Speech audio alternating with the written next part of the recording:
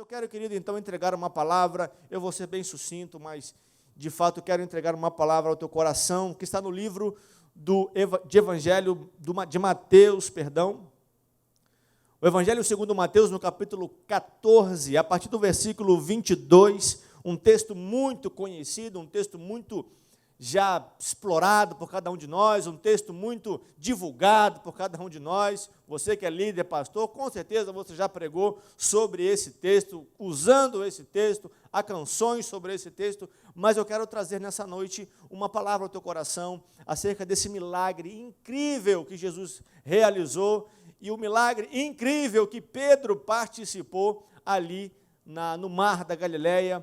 Então, capítulo 14, no versículo 22, lemos assim: logo em seguida, Jesus insistiu com os discípulos para que entrassem no barco e fossem adiante dele para o outro lado. Enquanto ele despedia a multidão, tendo despedido a multidão, subiu sozinho a um monte para orar. Ao anoitecer, ele estava ali, sozinho. Mas o barco já estava a considerável distância da terra, fustigado pelas ondas, porque o vento soprava contra ele. Na alta madrugada, Jesus dirigiu-se a eles, andando sobre o mar. Quando o viram andando sobre o mar, ficaram aterrorizados, com medo, e disseram: é um fantasma, gritando de medo. Mas Jesus imediatamente lhe disse: coragem, sou eu, não tenham medo. Senhor, disse Pedro, se és tu, manda-me ir ao teu encontro por sobre as águas. E Jesus respondeu: vem. Então Pedro saiu do barco, andou sobre a água e foi na direção de Jesus. Mas quando reparou no vento, ficou com medo e, começando a afundar, gritou: Senhor, salva-me. Imediatamente Jesus estendeu a mão e o segurou e disse: homem de pequena fé, por que você duvidou? Quando entraram no barco, o vento cessou. Então os que estavam no barco o adoraram, dizendo: verdadeiramente, tu és o Filho de Deus. Queridos, nós vemos um texto como esse, nós querendo trazer para o teu coração uma revelação sobre ele. Jesus tinha acabado de fazer o milagre da multiplicação dos pães e dos peixes e pediu para que seus discípulos, então, começassem aquela jornada ali no barco e fossem em direção a Cafarnaum. O mar da Galileia, ou lago de Tiberíades, como também é chamado, era um lago, ele tem uma extensão de aproximadamente 10 quilômetros, não mais do que isso. E diz o texto aqui, queridos, que quando eles estavam na quarta vigília, talvez na sua versão diz aí, quarta vigília, é porque era um comum dos palestinos da época de Jesus dividir, eles seguiam o calendário lunar, e por isso eles chamavam de quarta vigília. Era dividido em 4 vigílias, primeira, segunda, terceira e quarta. A primeira vigília era de 6 às 9, a segunda vigília de 9 à meia-noite, a terceira vigília de meia-noite às 3 da madrugada e a quarta vigília de 3 às 6 da madrugada. Então foi nesse mesmo horário, na quarta vigília, que os discípulos estavam ali. Queridos, imagine a cena, você num barco, com ventos, com ondas de um lado, de outro, e os discípulos ali, e Jesus havia ficado para trás. Diz o texto que eles já tinham andado mais ou menos umas 3 horas com o barco. Então, eles estavam cerca de 5 quilômetros da costa. Então, você imagina que eles estavam no lugar mais profundo ali do mar da Galileia, ou no lago de Tiberíades. E, de repente, no meio daqueles ventos do barco sendo balançado de um lado para o outro, vem caminhando naquela penumbra da parte mais escura da madrugada, que é de 3 da manhã até as 6, e nesse horário de 3, alguns afirmam que entre 3 e 4 da madrugada, eles veem como se fosse um vulto, alguém andando sobre as águas. E eles, quando veem aquilo, se aterrorizam, eles ficam com muito medo. Eu imagino, querido, eu e você, na mesma situação daqueles discípulos. Eu não sei se você gosta de pescar aí, com a sua família, com seus amigos, no fim de semana, no feriado.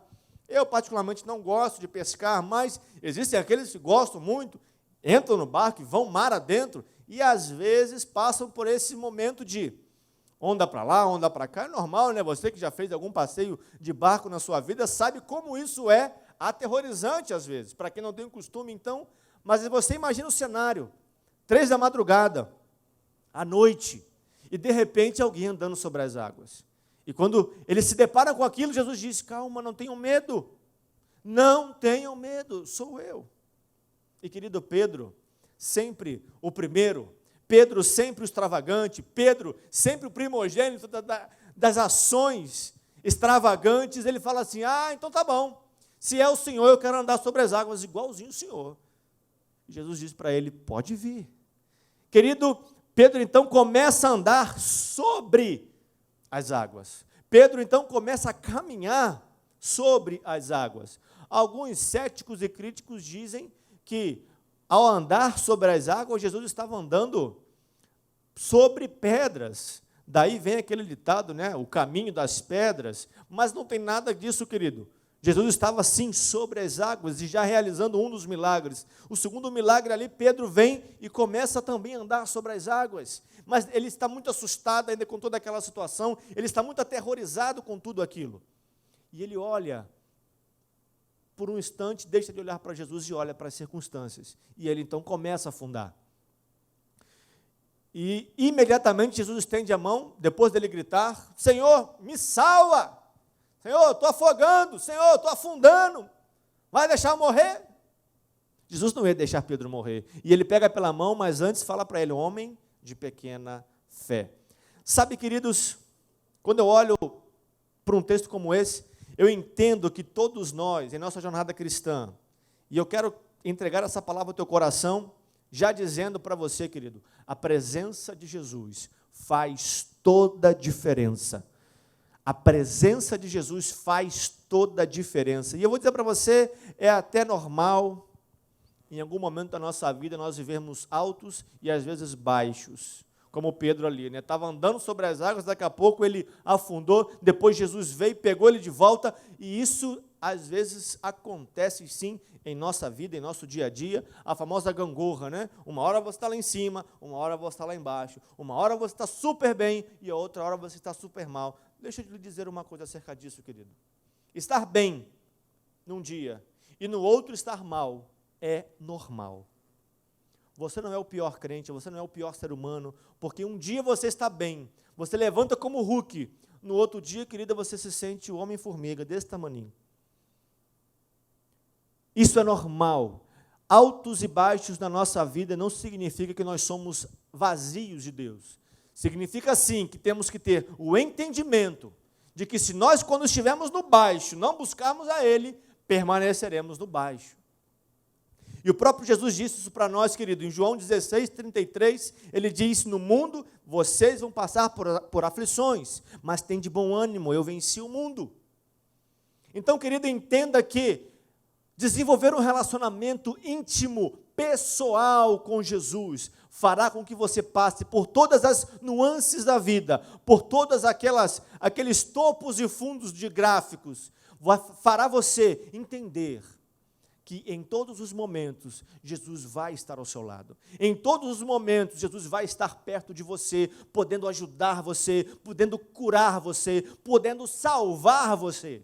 Eu não sei se você que nos assiste agora aí está numa vida longe do Senhor, ou nunca teve a oportunidade, nem a experiência de ter um relacionamento com Ele. E eu desafio você, querido, faça isso nessa noite. E eu quero entregar para você 3 lições que podemos tirar lendo um texto como esse, lendo uma história como essa. Em primeiro lugar, às vezes é normal nós atribuirmos aquilo que Jesus, atribuímos a Jesus aquilo que Ele não é, ou colocar para Ele, atribuir a Ele uma coisa que Ele não fez. Atribuímos a Jesus aquilo que Ele não faz, ou atribuímos a Ele uma pessoa que Ele não é. Olha o que diz o verso 26. Quando o viram andando sobre o mar, ficaram aterrorizados e disseram, é um fantasma, e gritaram com medo.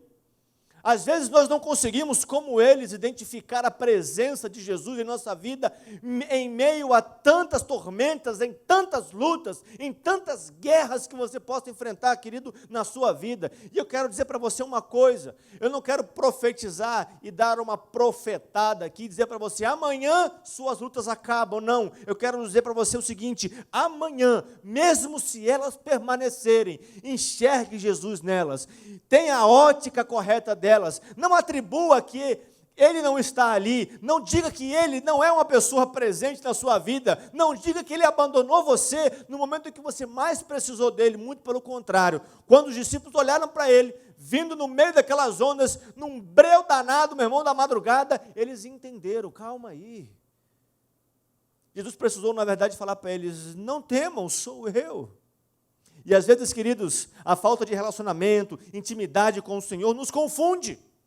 Em alguns aspectos da nossa vida nós ficamos confusos, não conseguimos entender as circunstâncias. Você entra em crise, eu entro em crise. Por isso que às vezes nós, servos de Deus, andamos em constante confusão, não sabemos para onde ir, não sabemos o que fazer.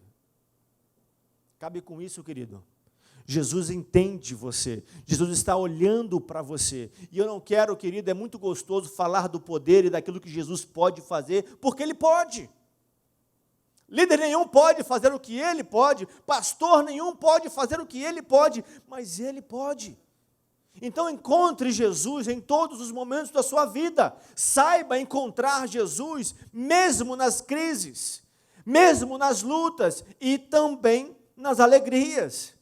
Nos momentos bons da sua vida, compartilhe isso com Ele, querido.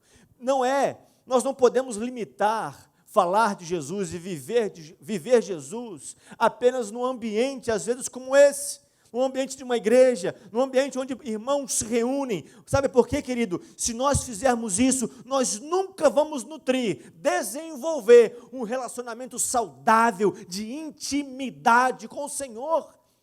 Pelo contrário, nosso relacionamento com Ele vai ser distante, vazio, tendencioso. Quando precisarmos de algo, aí sim, eu venho para a igreja, eu vou numa célula, eu vou numa reunião de rede, aí sim, não, querido, desenvolva um relacionamento pessoal com Jesus. Eu sei que às vezes é difícil encontrarmos Jesus no meio de uma tempestade, onde as ondas batem de um lado e de outro. Eu sei disso, mas eu quero que você entenda e compreenda que Jesus está contigo. João 15,15 diz assim, não vos chamo mais servos, porque o servo não sabe o que o seu Senhor faz, mas eu vos chamo de amigos, pois tudo o que eu ouvi de meu Pai, eu compartilhei com vocês, assim diz João 15,15. Jesus não quer olhar para você e ter um relacionamento no sentido, você é o meu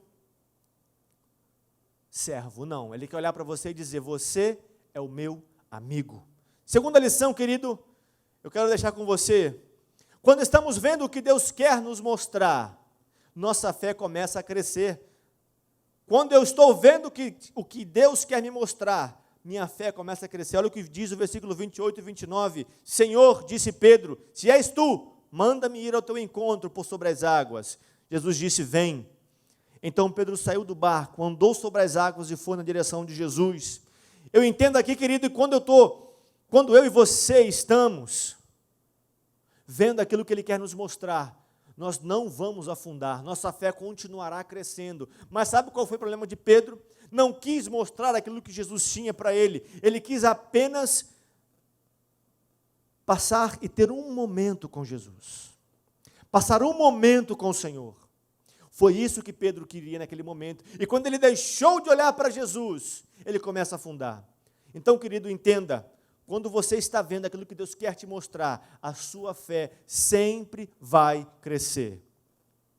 Quando Pedro deixou de pôr as expectativas em Jesus e olhou para os lados, olhou para as outras circunstâncias, aconteceu o quê? Aconteceu que ele começou a afundar. E quando você começar a olhar apenas para Ele, Eu sei que as ondas não vão deixar de existir, e não é isso que eu quero trazer para você. Eu sei que as ondas não vão deixar de bater, não é isso que eu quero trazer para você. O que eu quero trazer para você é que quando você vê aquilo que Ele tem para te mostrar, tua fé continua a crescer. Então, querido, permita que Jesus faça a sua fé crescer. Permita que Jesus desenvolva em você uma fé sobrenatural em nome de Jesus. E por último, querido, a dúvida nos tira do milagre. A dúvida nos tira do milagre. Eu quero que você entenda algo. A dúvida é sempre a hesitação entre duas coisas. É um estado de incerteza. Esse é o conceito de dúvida, para que você e eu possamos entender. Apesar, inclusive, da nocividade da dúvida, ela faz parte da vida de qualquer ser humano. Ela faz parte da minha vida, ela faz parte da sua vida. Sempre nos deparamos num estado de dúvida. Por exemplo, um sábado à noite, você está com a sua família, com seus amigos, e aí vocês perguntam, onde vamos comer? Vamos passear. Aonde vamos passear? Vamos no lugar A ou no lugar B? Na hora de vestir, queridos, coitada das mulheres, na hora de escolher uma roupa, um vestido, qual vestido, qual saia, qual roupa? E se vai passear, passar um fim de semana, leva 300 roupas, porque só vai usar uma. Mas por quê? Por causa da dúvida. Então a dúvida, ela acaba que faz parte do nosso dia a dia. Mas entenda, querido, eu quero te dar um detalhe em relação à dúvida. Apesar de ser muito corriqueira no nosso dia a dia, em relação a Jesus e o que Ele pode fazer, não podem haver dúvidas. Vou repetir. Em relação a Jesus e aquilo que Ele pode fazer, não podem haver dúvidas. O fato de que necessitamos de um milagre, um socorro, uma ajuda, não significa que Jesus também terá que fazer aquilo no exato momento em que nós julgamos necessário. E por isso, às vezes, a dúvida nos rouba o milagre, porque Ele não faz no seu tempo, porque Ele não faz na hora que você e eu queremos. E, querido, não permita que a dúvida, que é justamente essa hesitação, vou crer ou não vou crer, é de Deus ou não é de Deus? Jesus está comigo ou não? Sim, Ele sempre está com você.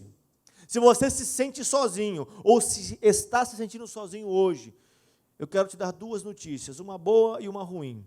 Hoje pode ser o último dia da sua solidão, mas você está sozinho porque caminhou essa rota na sua vida. Porque se depender de Jesus, você e eu, nós nunca mais estaremos sozinhos. Um dia, na palavra do Senhor, a palavra do Senhor nos revela, mesmo que meu pai e minha mãe me abandonem, o Senhor jamais me abandonará, o Senhor jamais te abandonará.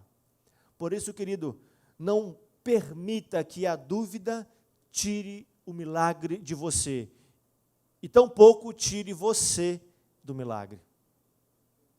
Entenda que quando eu nutro um relacionamento com Jesus, quando eu permito que Jesus entre na minha vida, no meu dia a dia, no meu cotidiano, nos meus afazeres, nos meus sonhos, nos meus projetos, eu vou sim conseguir andar sobre as águas. Assim como Pedro andou sobre as águas. Nosso lugar não é sob as águas, querido, é sobre. Jesus nos chamou para ser cabeça e não cauda. Jesus nos chamou para sermos mais do que vencedores. Jesus nos chamou para andarmos de glória em glória. E por que nós não andamos assim? E por que quando olhamos para mim, para você, para vários e vários irmãos à nossa volta, não conseguimos viver essa verdade, enxergar essa verdade? Porque nós, ao invés de olhar para Jesus, assim como Pedro olhou no início, nós olhamos para as circunstâncias. E mesmo ele estando na minha frente, na sua frente, nós começamos a afundar, porque perdemos a visão correta, perdemos o foco em Jesus. Então, querido, eu quero que você medite nessa palavra na sua vida, eu quero que você reflita sobre isso. E quero concluir dizendo para você, tenha como meta pessoal. Ouça essa palavra e desenvolva isso na tua vida, a partir de amanhã, a partir dessa semana, a partir de toda a sua existência. Tenha como essa meta pessoal. Que meta, pastor? Desenvolva um relacionamento íntimo com Jesus. Desenvolva um relacionamento íntimo com o Senhor. Queridos, vivemos essas essas confusões nesses últimos dias. Estamos vivendo realmente coisas que nós nunca imaginávamos viver. Mas Jesus está conosco. Mesmo que Ele não esteja naquele momento no nosso barco, Ele tem o controle de todas as coisas. Porque diz o texto que nós lemos aí em Mateus 14, quando Ele entrou no barco, não foi coincidência, naquele mesmo instante, quando Ele e Pedro retornam ao barco, a tempestade cessa. E eu profetizo sobre a tua vida que não importam quantas tempestades possam vir sobre você, tem o tempo dela chegar, mas também tem o tempo dela ir embora. E se você estiver com Jesus, não importa o nível que ela é, não importa o grau do furacão, se é na escala Richard o mais elevado nível de furacão, de vendaval que você possa passar, querido. Agarre a sua fé, eleve a sua fé, esteja ao lado de Jesus, que Ele vai fazer, Ele vai proporcionar a você passar por todo esse momento. Até sabe qual? Até o próximo. Porque a nossa vida é assim. Lembra que eu falei no início dos altos e baixos?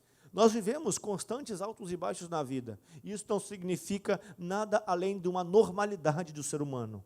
Nada além de uma normalidade de quem está vivo, querido. De quem está aqui na terra. De quem está vivendo aqui. Mas viva e nutra um relacionamento com Jesus. E eu quero profetizar sobre a tua vida, que a partir de hoje, você que não tem Jesus na tua vida, querido, você que está afastado de Jesus, mesmo com todas as problemáticas que possam ter ocorrido hoje na nossa transmissão online para você, mas eu quero encerrar esse momento dizendo, Jesus quer ter um relacionamento íntimo com você. Jesus quer fazer morada no teu coração. Permita isso. Não sei quanto tempo você está longe dele, talvez. Eu não sei se você algum dia procurou estar perto dele. Mas abra o teu coração, abra a tua mente e permita que Jesus Cristo de Nazaré, o Messias, possa fazer morada na tua vida, possa ser seu amigo. Porque eu te dou total certeza, Ele quer ser seu amigo. E como diz o nosso ministério, o nome do nosso ministério, Ele quer renovar você. Ele quer trazer um renovo de alegria, um renovo de paz, um renovo de sonhos.